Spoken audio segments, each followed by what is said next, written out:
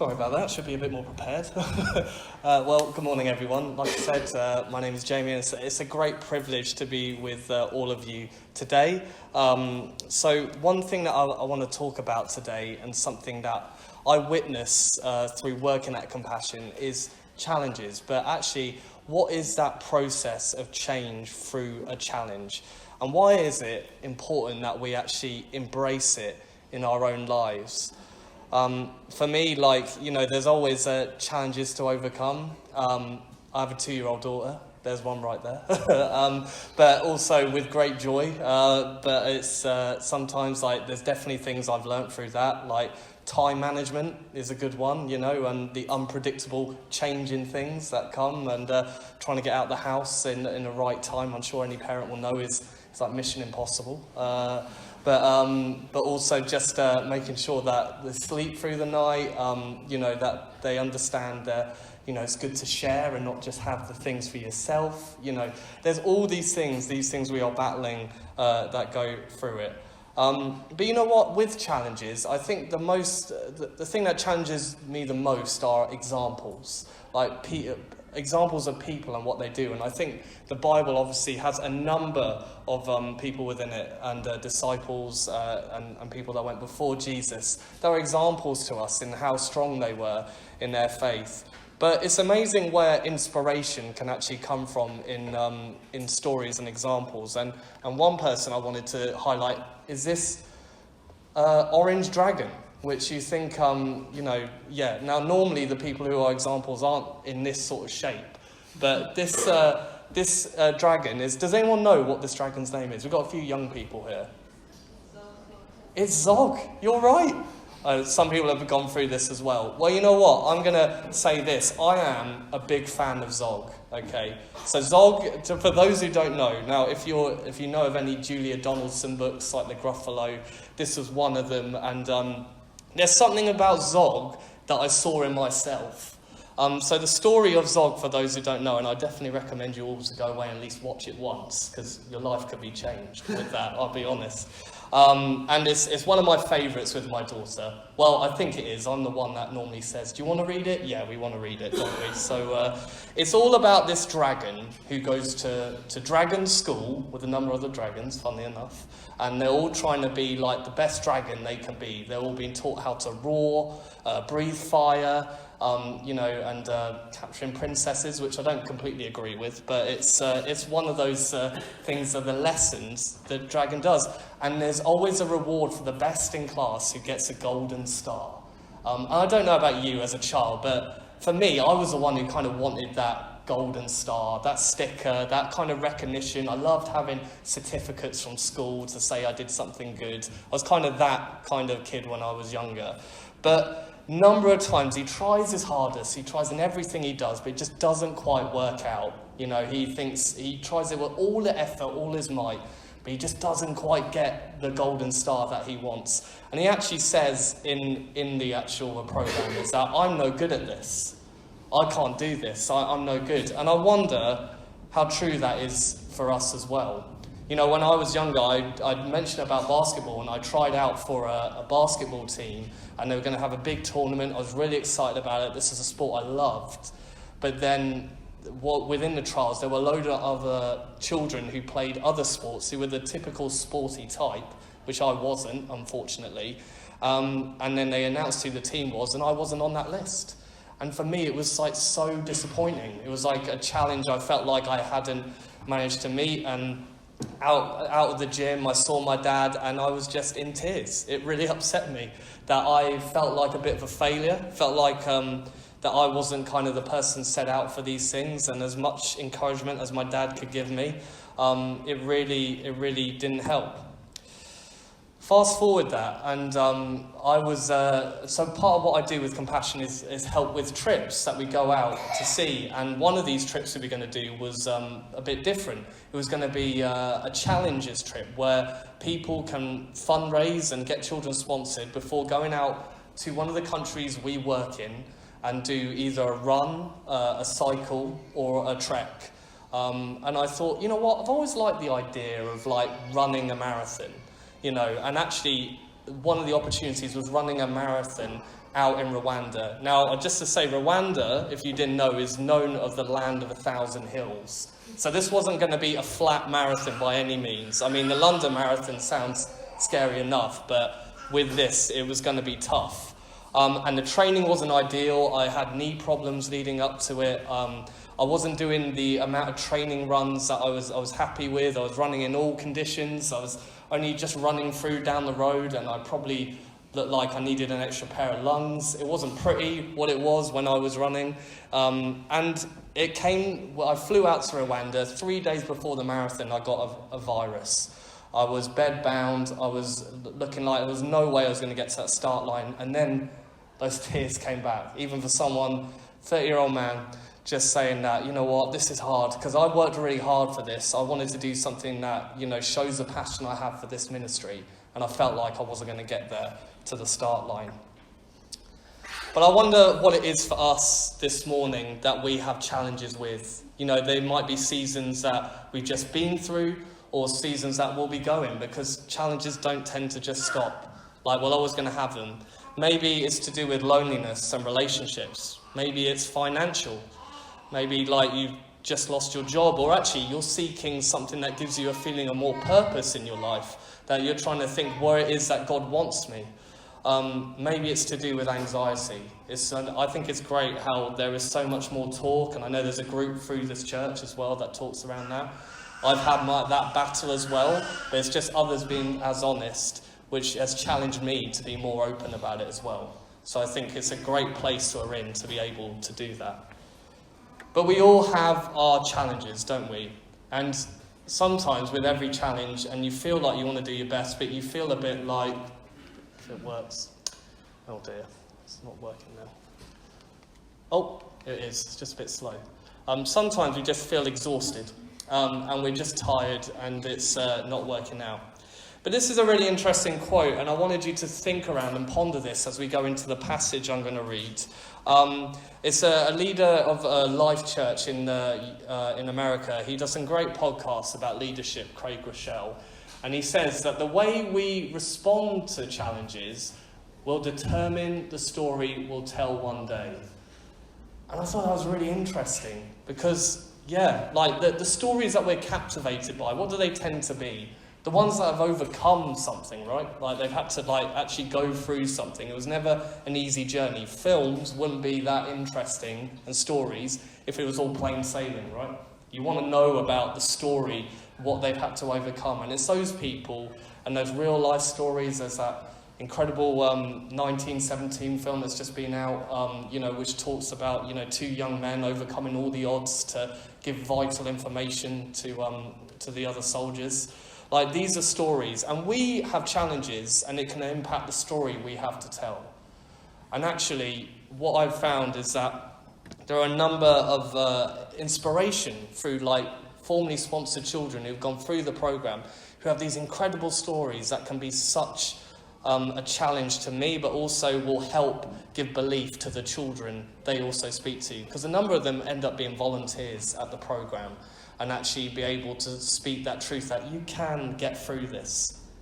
But how do we convince ourselves, and how do we lean in to the strength of Jesus? Well, let me just bring up the passage that we're going to read right here. And it's, for anyone who doesn't have it in front of them, it's Matthew 14:22 to 23. I'm just going to get that up in my Bible.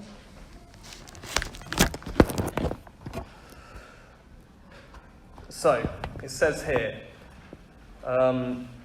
immediately Jesus made the disciples get into the boat and go on ahead of him to the other side while he dismissed the crowd. After he had dismissed them, he went up on a mountainside by himself to pray. When evening came, he was there alone, but the boat was already a considerable distance from land, buffeted by the waves because the wind was against it.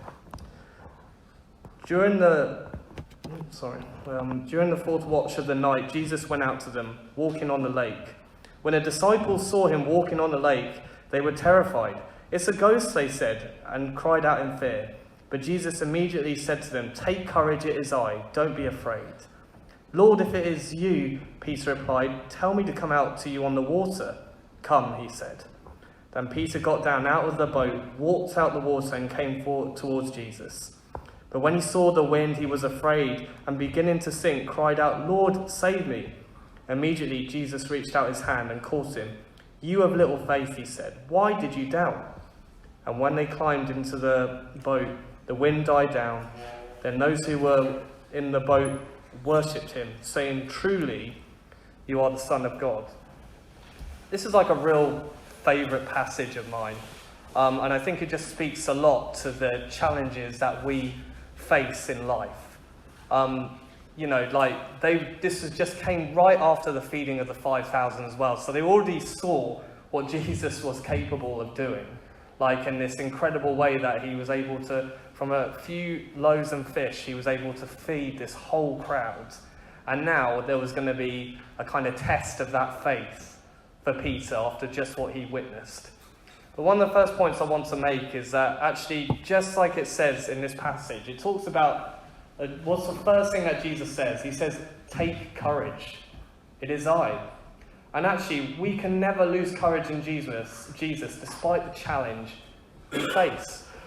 Whatever it might be, however uncomfortable it feels to be in the place we are in, Jesus remains the same. No storm can change who he is. Nothing can change that about him and what he can do. We must continue to have faith no matter how rocky things get.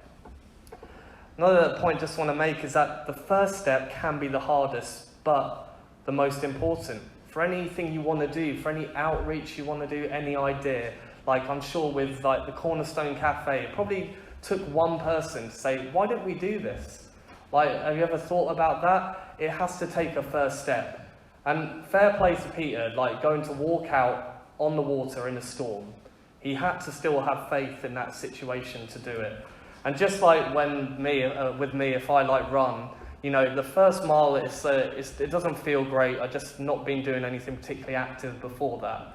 But then you build momentum. And that's what happens with the runs and with anything we do.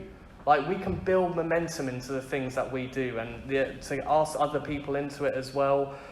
Those are the things that help. And actually be sure that we offer comfort to others in the challenges that they're going through. Another thing that really strikes me within this passage is that Jesus wants us to trust him through the process and actually know that on the other side of any challenge that we face is growth. There's going to be something building in us. God is using these challenges as building blocks for us to further his kingdom, to have a greater impact. What did Peter go on to do? He became a huge influential disciple that was able to lead so many. And I wonder how much that experience helped him in having that solid faith and foundation that wasn't always there with Peter, that came on later on in life. And the question is this for us, and I would answer myself sometimes, why do I doubt? Why do I doubt that Jesus isn't there? Why do I doubt that I know better for my life than he does? That actually, Jesus says in this situation, doesn't he? "You of little faith, why did you doubt?"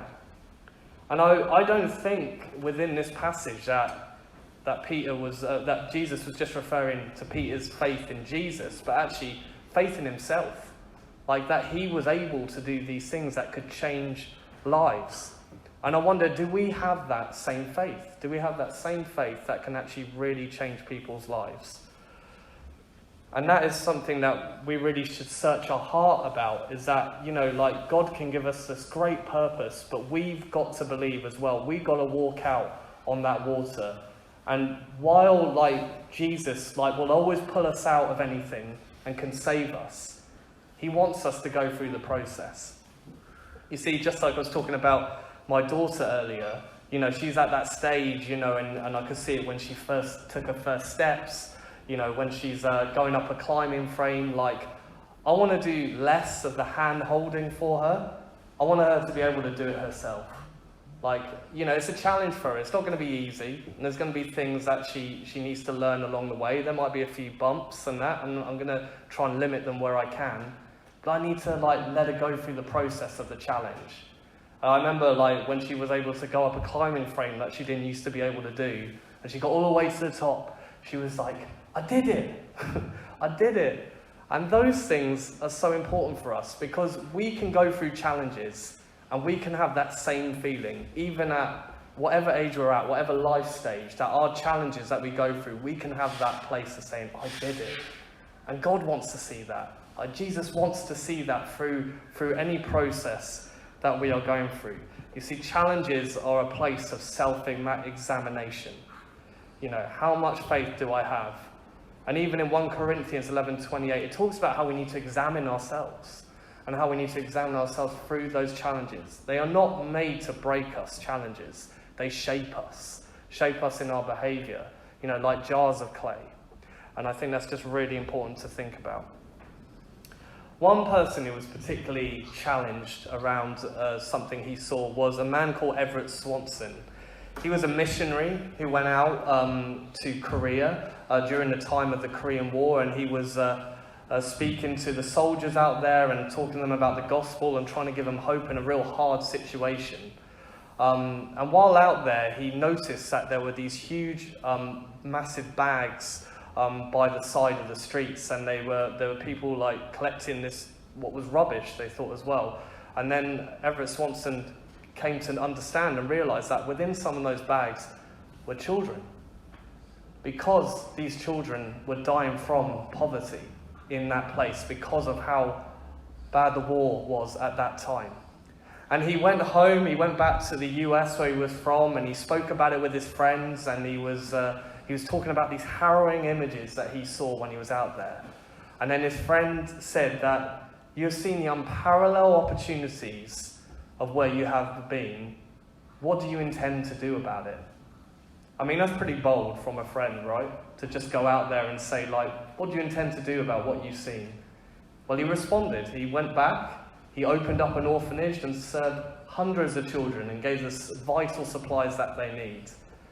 Who would know that in 60 years' time, his outreach from where he started would go on to be 2 million children globally in 25 different countries.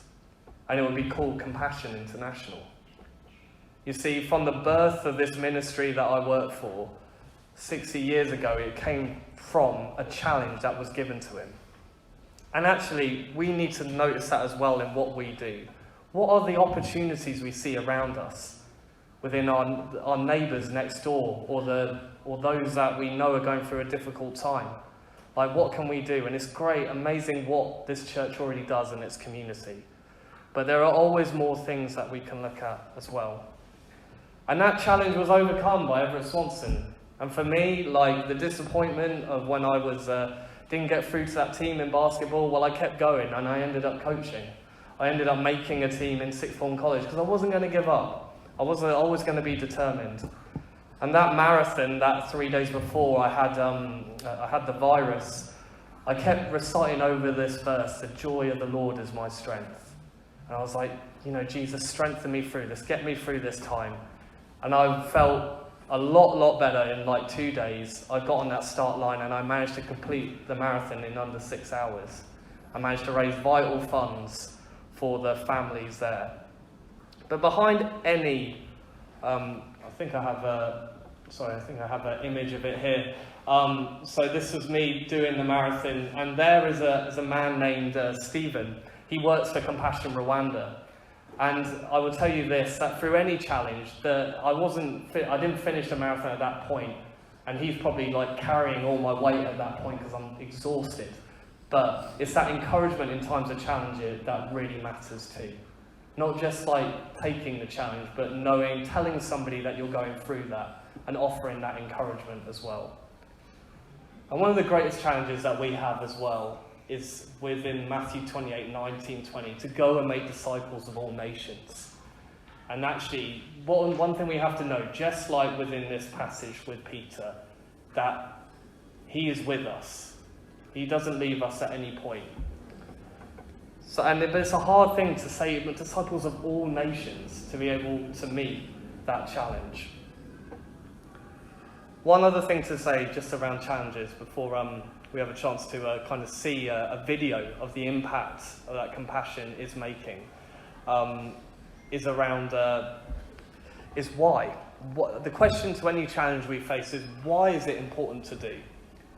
Well, this is why. This is a photo of like mums and babies who are going to benefit from the money we raised, the group of us, to do the challenges we did. One thing that you will rarely find in the homes I visited is that they own their own home. They don't own the land they have. Like, they're normally renting at quite high rates. They're always in fear that they'll have to be kicked out at any moment, or they've just constructed it out of whatever they can find. You know, and they're never very stable, secure homes and not well made. Well, these homes are going to be made for these women and children, so they have a secure place, a safe place.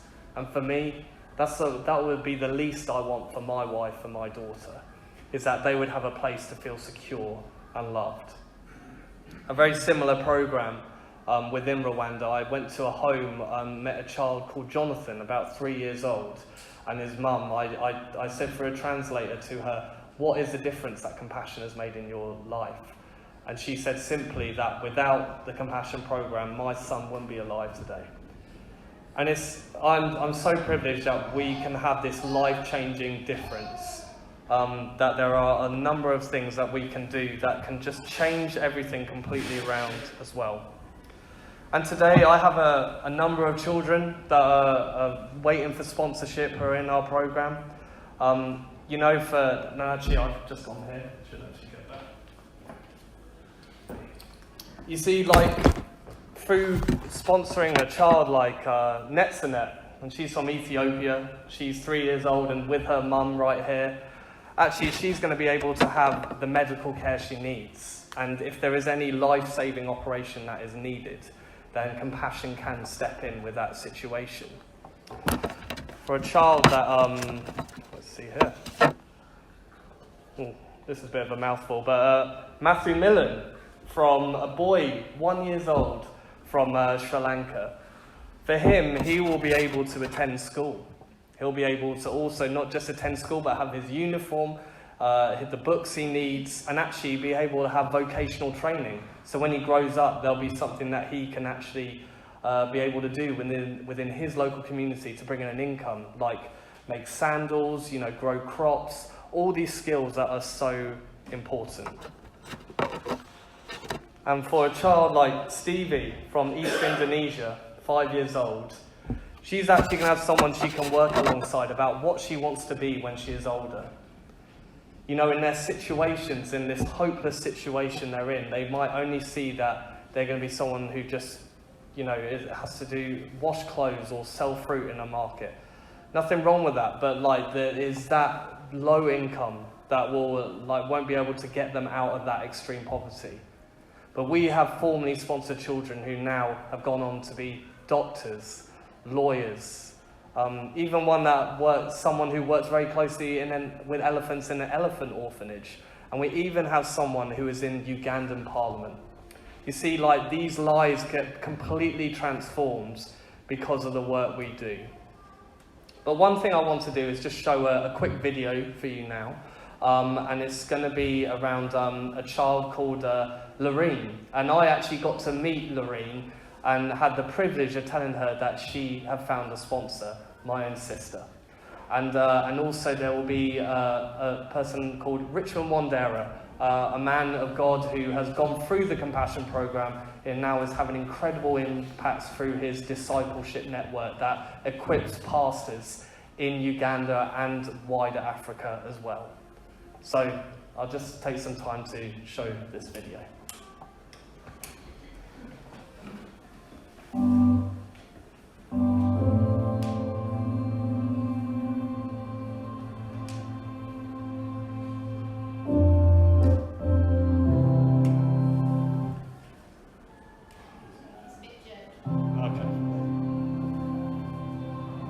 Hi there, we are here in Uganda, about an hour and a half outside of Kampala, and today on one of our insight strips, we're going to tell a child called Lorene that she has a sponsor, my own sister.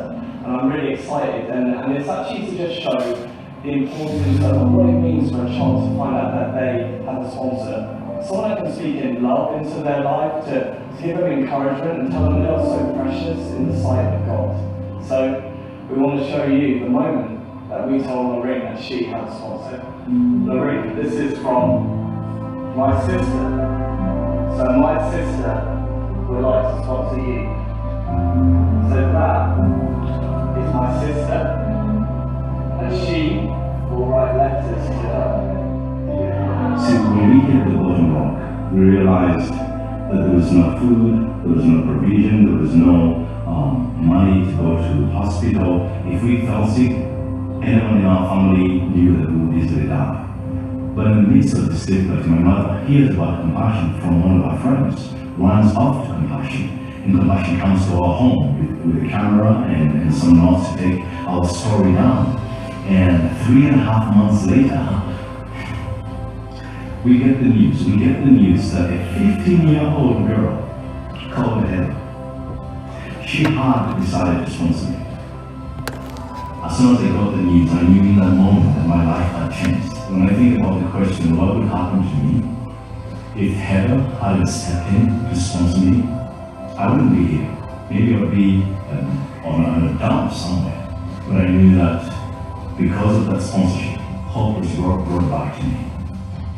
Sponsors must rise up and become advocates. I mean, they have to reach out within themselves and do all that they can do. And then go beyond that to be able to call people who they know have potential to rescue a child, to rewrite the child's story, to bring light to where there is deep darkness in the child's life. And I think the call for advocacy is a call for all of us. And I know that once everyone rises and does their work, we can truly bring an end to extreme poverty. My name is Rachel Mondera, and I invite all of you sponsors to speak up for one child so that we can release the child from poverty in Jesus' name.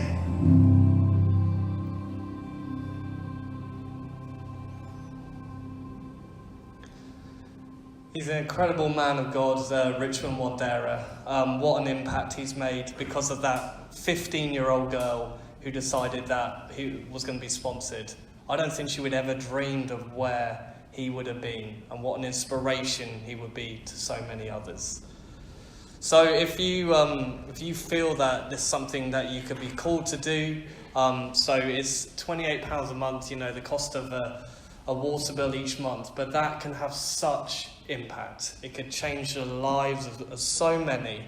And like we said, like with the letters there, seeing the joy on Lorraine's face to know that my sister was going to be her sponsor, like you could truly bring that to a child's life. But also I want you to know as well, to be encouraged that God is building you for any challenges you have faced, you're currently facing, or will face in the future. So please take encouragement. And I'm just going to pray to close.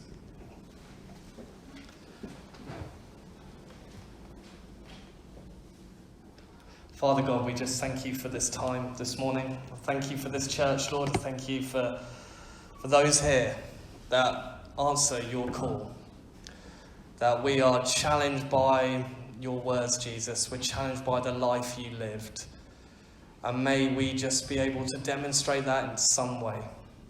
Just pray that we are not too discouraged in our failures, in our points which seem difficult and can't quite understand. But Lord, let us trust you through that process. Let us know that you are growing us through the challenges we face. And we thank you, Lord, that there's going to be a number of churches today that partner with Compassion that are going to be celebrating and worshipping you as we are here.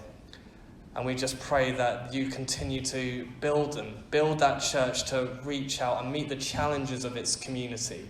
And I thank you for Compassion in its way of empowering the church to make such a difference. And Lord, there might be something in our lives that we're particularly challenged with, Lord. I just pray that you will give us something, give us the wisdom in what to do in those situations. Give us the encouragement to others for those we know who are going through real valleys of hardships at the moment. And Lord, if anyone feels compelled to want to make a difference, to change that child's life, I just pray that you will be meeting with them now And thank you for those that already sponsor and are making a difference. And we just pray this all in Jesus' name. Amen. Children right on the queue. There we go.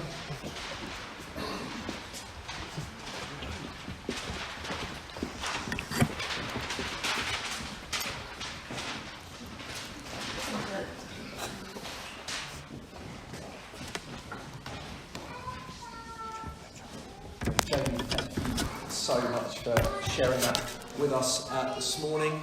Precious eyes coming back. Maybe children from Sunday Club and Youth won't be far